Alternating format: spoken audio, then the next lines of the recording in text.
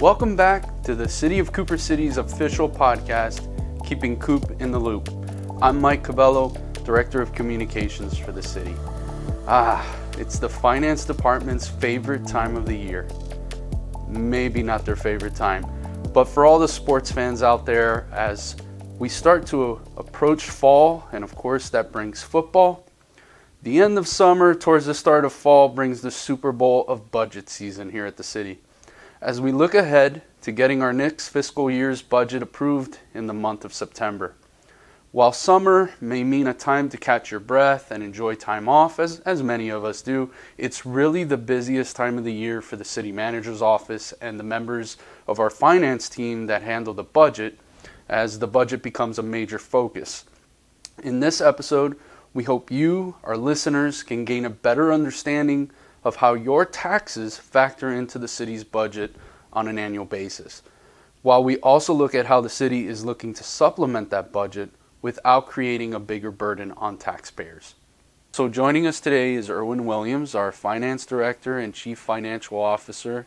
Irwin, right off the bat, I just wanted to give you a chance to introduce yourself to the residents, a little background on your experience before coming to the city. Sure, Michael. I have over 30 years experience providing CFO services to local governments and nonprofit organizations, all of which are obviously fund-based accounting organizations. And I have done not only the full accounting, but also the budgeting process, accounting process, streamlining and improving internal controls, etc. And so let's dive right into the reason you're joining us here today, Irwin. It's about talking about taxes and how residents' tax bills get divided, if you will, and how it helps support the services that they rely on a daily basis. So I wanted to just tee off the first question. What part of the tax bill that a resident receives actually goes to the city, and how is it divided among the taxing authorities within Broward County? Okay, within Broward County, the city of Cooper City retains approximately 30% of their total property tax bill.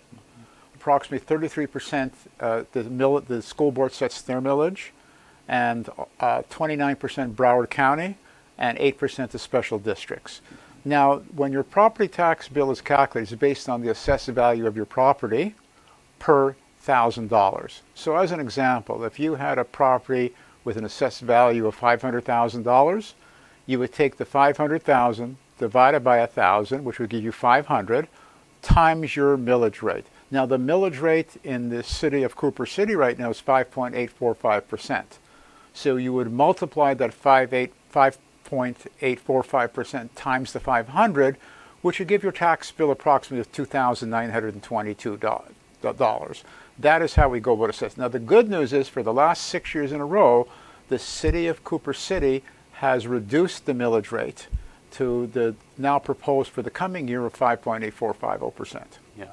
And I was going to mention, so when you were talking about that dollar figure, Irwin, the $2,000 plus, that is the portion that's going to the city, correct? That's correct. Yeah. If you want to look at the overall millage, if our millage is 5.845%, the total millage that all the different components are charging is probably around 19.5, 19.5 millage total to come up with your total property tax bill. But our portion, you are correct, is 5.845%. And that's based upon, again, for our listeners, that's based upon a home with an assessed value of $500,000. So depending on what the assessed value of your home, that obviously goes up, goes down, and that's what the city gets. So another thing, sorry to interrupt you, another thing to also point out is that when they come up with your assessed value, if you've got a homestead, that homestead of $50,000 will be deducted from your assessed value to come up to your net assessed value. Right, which obviously, in a sense, to the city, it means less is coming to the city, but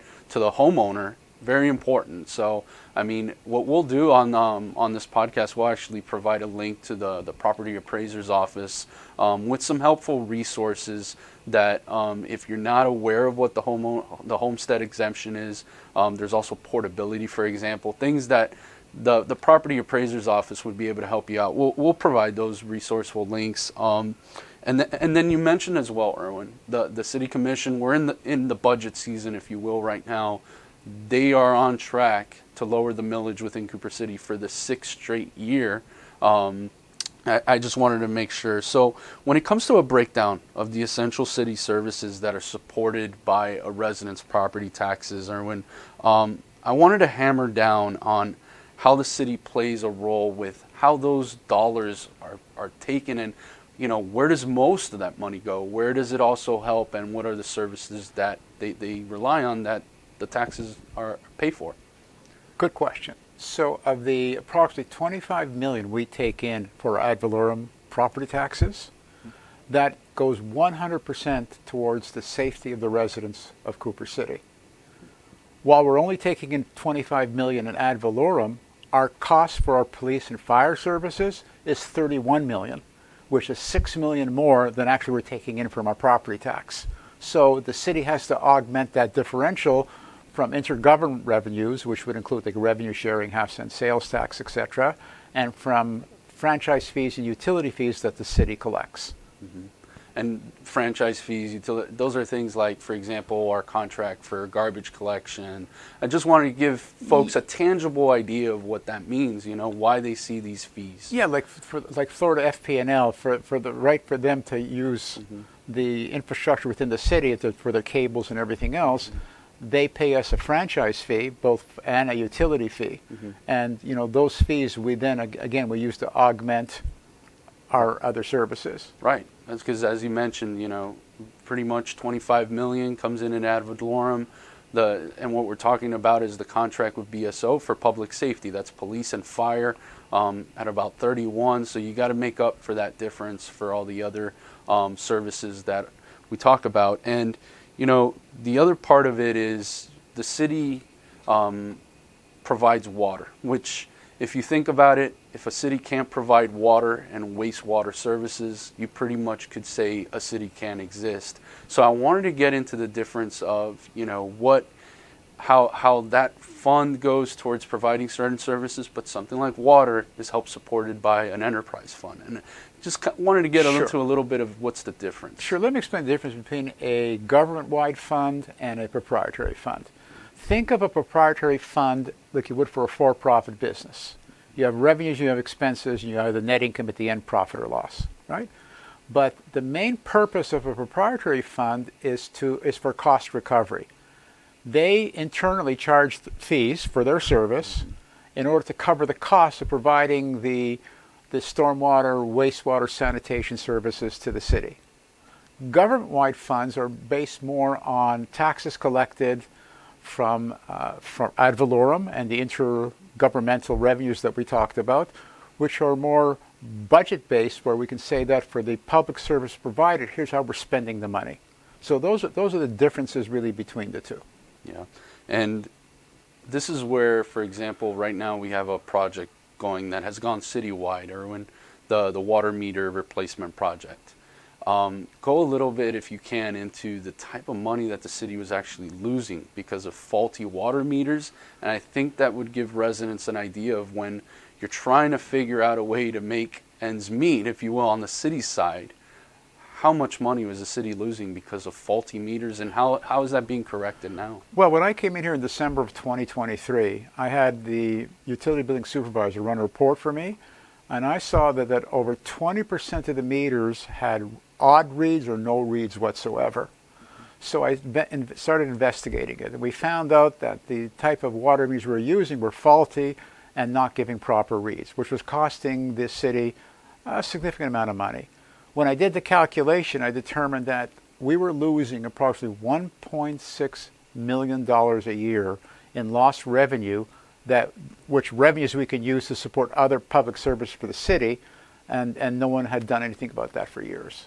Wow. And so it goes without saying why the city took on what has been a massive project. At the end, when it's all completed, we'll have replaced around 12,000 water meters in a project that got started just a little earlier this year. And last update that I got from our utilities customer service team was that project had hit around a little north of 9,000 water meters replaced. So we're looking at 3/4 of the project done. And just year to date, I remember I projected the 1.6. Remember that we started mid-year, so we're not going to have a full year. But compared to the same period last year, we've already recouped an additional $600,000 over the prior year. Yeah, and I will mention this too. We're in the midst of Cooper Academy, and for anybody who doesn't know what that is, it's a 7-week course where residents really come and get a chance to dive into our city services, our departments. And when we visited utilities, there was a resident who asked, is that why my water bill went up? And I think the way utilities really phrased it was, it doesn't really mean that the bill went up. Sure, the dollar figure went up, but now your meter is actually providing a correct read. And, it's suffice it to say, if you weren't paying for water because you were just getting, basically what would be considered the minimum, that's what was happening, and now you're now getting an accurate read, Irwin, right? It's really a combination. It's a combination of no reads, and if you've got a meter that's been in the ground for 25 years, they slow down over time. So they're really not giving you a correct reading. So now every resident is going to get a correct reading on their meter. For those that weren't paying any water bill because their meter wasn't being read, obviously, they're now going to have a higher bill because now they're going to actually be charged based on their consumption, which it should be. So everyone is treated fairly and equally. Yeah, and that's just one project. That there's so many projects that are coming up in the next fiscal year, Irwin, and a lot of those are being supported by grant dollars. There's now a grants administrator within the finance department. Renee, we actually had her. She was featured on our last podcast as we talked about some of the projects that Parks and Recreation was working on. Irwin, part of it too is being, just like any household, you have to be smart and cognizant about how your money is being used and how you're using it to potentially earn some interest. What did the city recently do, and what just got approved by the commission that's going to help take advantage of interest that is available for the city if we make smart investments? Well, when I came in, I noticed that the city's portfolio, their investment portfolio, was not really spread the way it should have been spread. So I took the time and we reinvested funds in the QPDs, qualified public depositories, and other government-pooled vehicles. And by doing that, in the next year, we feel that we're going to increase the interest income on all our investments by over $1 million over the prior year.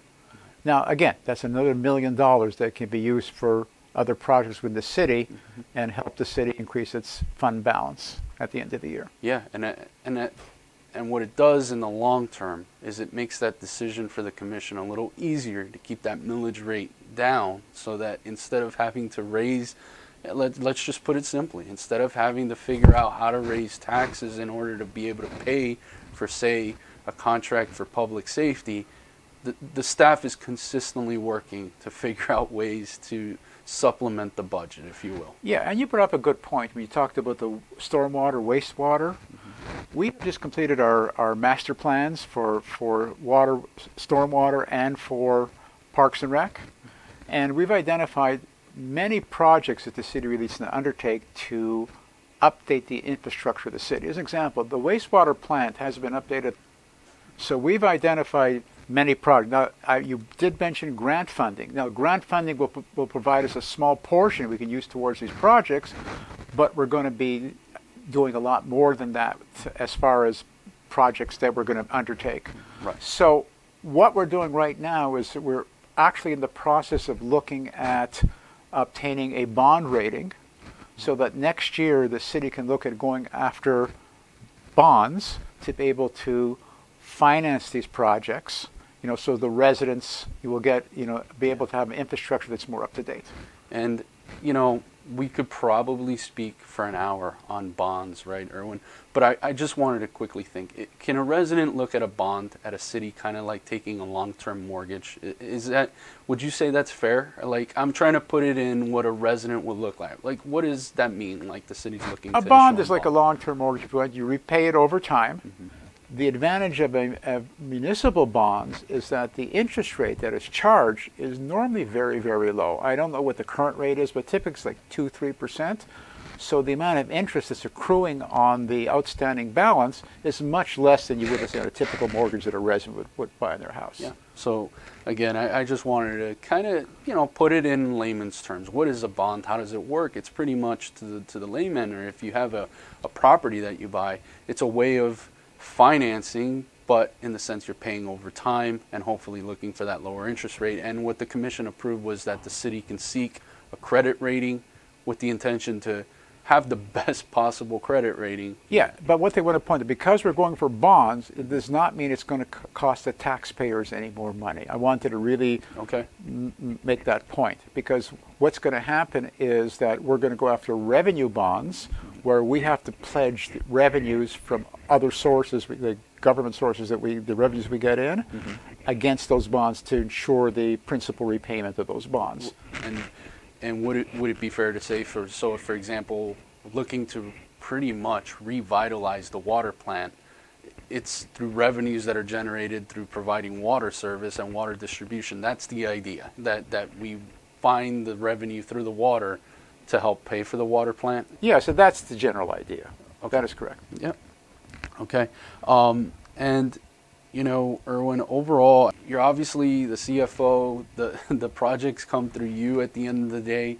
Anything in the year ahead that you're saying this is going to be a great project for the city?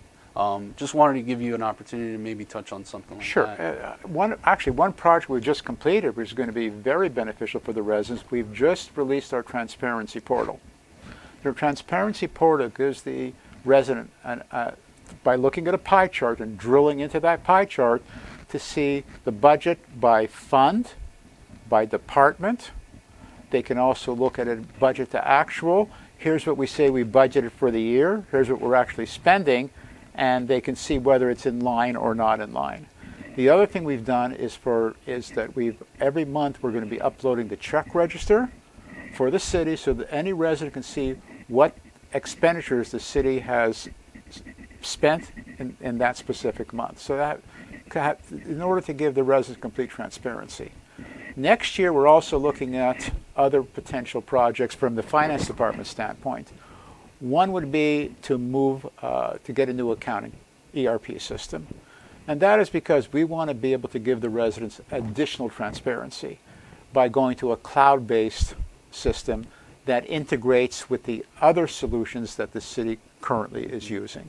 So that is another thing that we're currently working on. And when you mentioned ERP, for somebody that wouldn't know that acronym, what does that stand for? The ERP is really for it's the entire accounting system that would include our general ledger, our payables, our receivables, purchasing, inventory, cash receipting, billing, utility billing, etc. So all the functions that make up your core financial accounting system. That's obviously a lot of info. We did some numbers, information. I really, Irwin, want to thank you for taking some time to be able to at least provide residents an idea of what goes into their tax bill and what the city takes, in a sense, from that tax bill. Really, thank you so much for all the knowledge, the info that you always provide. And again, Irwin, thank you so much. You're very welcome. So Irwin mentioned the transparency portal. This is a new tool that has come online just as we also welcome a newly designed website. CooperCity.gov has received a major makeover. The goal was to bring you a more user-friendly website with a more modern, a more vibrant feel. On top of that, we are really excited about the launch of a new mobile app. It's now available in your Apple and Google Play stores. You can search for Cooper City in those app stores in order to find the app. You can also visit our website, coopercity.gov, to find links to help download that app. Almost everything we post on social media will now be available within the live feed section of the mobile app, which also has a tab fully dedicated to providing information on events and meetings. You will also find a More tab that will provide helpful links to the online services you care about most, and perhaps the greatest feature of all, push notifications. If you permit the app to send you notifications, you will be able to receive updates related to city news, events, programs we're offering, without really having to go search for them. You can open the app and it'll be right there for you. Really, the goal overall was to make this as easy as possible to find information that's coming out of the city. Personally, and I know as a team here at the city, we're really excited about this next chapter when it comes to the city's communications abilities, and we really hope you are too. On behalf of the entire team, I really want to thank you for listening to this podcast. It's our fourth one, so we're making our way through here, and really look forward to talking to you in the future about more topics, because we hope with every single episode that you're gaining some new understanding of what's going on behind the scenes here at the city. So as I said, I look forward to talking to you next time as we continue keeping Coop in the loop.